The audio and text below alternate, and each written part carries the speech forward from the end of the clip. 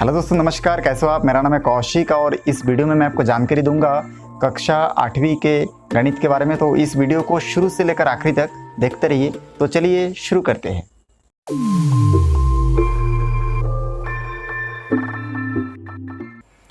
यहाँ पे आप देख सकते हैं जो प्रश्न नंबर 5 है, इसमें लिखा है निम्न आकृतियों में x तथा y के मान ज्ञात कीजिए। अब इस आकृति में हम लोग देख रहे हैं कि जो x और y जो है, देखिए x और y ये मान हमको ज्ञात करना है। तो इसको ज्ञात करने के लिए त्रिभुज में दो ही नियम है। एक तो हम लोग इसमें चार भुजा दिया, देखिए मैंने चार भुजा और चार कोण है इसमें। देखिए चार कोण एस पी क्यू आर है। अब हम लोग डायरेक्टली हम लोग जानते हैं कि चारों कोणों का योग बराबर नहीं बिठा सकते इसमें, तो हम लोग त्रिभुज का नियम ही इसमें अप्लाई करेंगे। अब उसको अप्लाई करने के लिए ये जो डायग्राम दिया गया है, वृत्त के अंदर जो चतुर्भुज है, इस चतुर्भुज को हम लोग बांट देते हैं आधा आधा। तो चलिए मैं यहाँ से इसको बांट देता हूँ। तो ये देखिए आपको दिखाने के लिए मैं इस प्रकार से डैश डैश वाला लाइन यहाँ पे लगा रहा हूँ। तो इसको मैं बांट दूंगा। तो देखिए ये जो लाइन है, ये लाइन, ये जो चतुर्भुज है, इसको दो भाग में बांटेगा। एक भाग ऊपर होगा पी एस आर और दूसरा भाग नीचे होगा पी क्यू आर। तो मैं इसको बांट दिया। बांटने के बाद देखिए मैं यहाँ पे ये जो चित्र है ये नंबर है, तो यहाँ पे मैं ये नंबर का हल लिखता हूँ। अब यहाँ पे देखिए ये नंबर लिखने के बाद मैं इसको हल करना शुरू कर देता हूँ।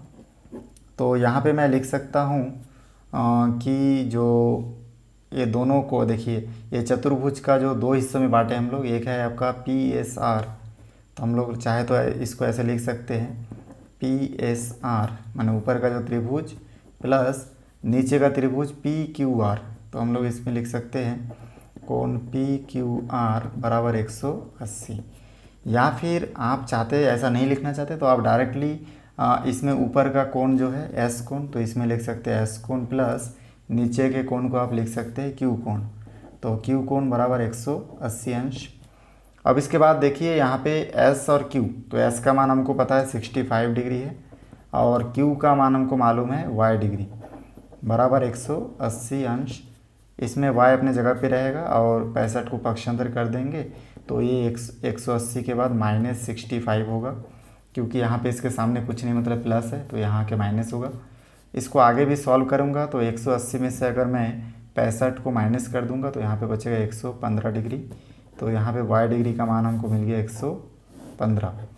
तो ये देखिए यहाँ तक हम लोग y का मान पता कर चुके हैं, हमको y का मान हमको पता चल चुका है।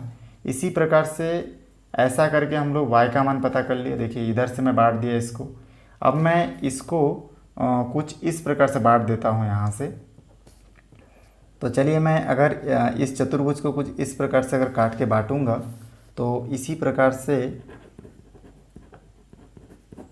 यहाँ पे देखिए ये चतुर्भुज को मैं बांट दिया। तो ये फिर एस पी क्यू, तो एक भाग हो गया आपका एस पी क्यू और दूसरा भाग हो गया आपका S R Q plus S R Q बराबर 180 अंश। अब यहाँ पे या तो हम लोग ऐसे भी लिख सकते हैं कोण P प्लस कोण R बराबर 180 अंश। अब यहाँ पे देखिए इतना मैं नोट कर चुका हूँ।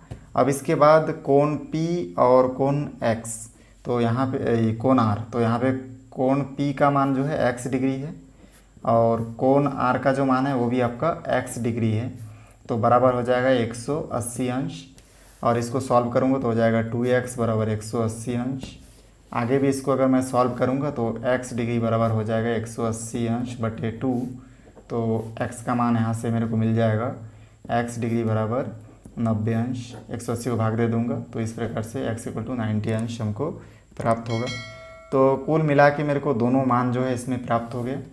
इसमें मेरे को x डिग्री बराबर प्राप्त हो गया 90 डिग्री और y डिग्री बराबर हमको प्राप्त हो गया 115 डिग्री। तो ये दो मान होगा, फिर यही हमारा आंसर होगा। देखिए बहुत आसान है। मैं क्या किया, ये जो डायग्राम है, इस डायग्राम में जो चतुर्भुज बना हुआ है, इस चतुर्भुज को पहले नीचे से इस प्रकार से आधा कर दिया, तो ऊपर का कोण और नीचे के कोण बराबर 180 लिखा और फिर यहाँ पे देखिए आप ऊपर का कोण और नीचे के कोण को बराबर रखे 180 के और उसको हल करके y का मान मिला। उसी प्रकार से जैसे ये वाला भाग डिवाइड करके हमको मान मिल चुका है, तो उसी प्रकार से मैं फिर ऊपर से नीचे इसको फिर ऐसे लाइन खींच के इसको मैं आधा आधा कर दिया। एक कोण आपका एस पी क्यू और दूसरा कोण हो गया एस आर क्यू, मतलब पी कोण और आर कोण अलग अलग हुआ। देखिए इस लाइन के इस तरफ आर कोण और इस तरफ पी कोण, तो ये दोनों को एक दूसरे के इक्वल रखा और इस प्रकार से सॉल्व करता गया, तो हमको इस प्रकार से x का मान 90 मिला। तो दोनों मान बहुत ही आसानी से प्राप्त कर सकते हैं। चलिए मैं इसका बी नंबर भी आपको सॉल्व करके बताता हूँ, उसको भी हम लोग इसी मेथड से सॉल्व करेंगे। इसका जो दूसरा नंबर प्रश्न है इसको भी मैं सॉल्व करूँगा। अब इसमें से x और y का मान हमको ज्ञात करके बताना है। तो देखिए इसको सॉल्व करने के लिए मैं सबसे पहले यहाँ पे हल लिख लेता हूँ। तो चलिए यहाँ पे मैं हल लिख लिया और उसके बाद मैं यहाँ पे लिखूँगा दिया है, ये लिखना कंपलसरी है, हर एक क्वेश्चन में लिखना है। तो मैं ये देखिए लिख दिया है। इसके बाद मैं क्या करूँगा इसमें कि ये जो दिया है लिखने के बाद इसमें ये जो डायग्राम है चतुर्भुज दिख रहा है, तो इसको दो भाग में डिवाइड कर दूँगा। तो मैं चलिए इसको पहले मैं इधर से पेंसिल से इसको डिवाइड करके आपको बता रहा हूँ। देखिए मैं डिवाइड कर दिया। तो ये डिवाइड जब मैं यहाँ से अगर इसको काट दूंगा चतुर्भुज को, तो ऊपर का एक कोण सी बनेगा, नीचे का कोण ए बनेगा। इसका मतलब ये हुआ कि ए कोण और सी कोण बराबर, डायरेक्ट आप लिख सकते हो कोण ए प्लस कोण सी बराबर 180 अंश। तो इस चतुर्भुज को मैं काट के ऊपर वाला भाग और नीचे वाले भाग को बराबर किया 180 के। तो ए कोण का मान हमको मालूम है x डिग्री और सी कोण का मान हमको मालूम है y डिग्री बराबर 180। तो यहाँ से देखिए y डिग्री बराबर, यहाँ से x को पक्षांतर भी नहीं कर सकते, तो x डिग्री और y डिग्री बराबर 180 अंश। हमारा जो क्वेश्चन है वो इस प्रकार से रहेगा।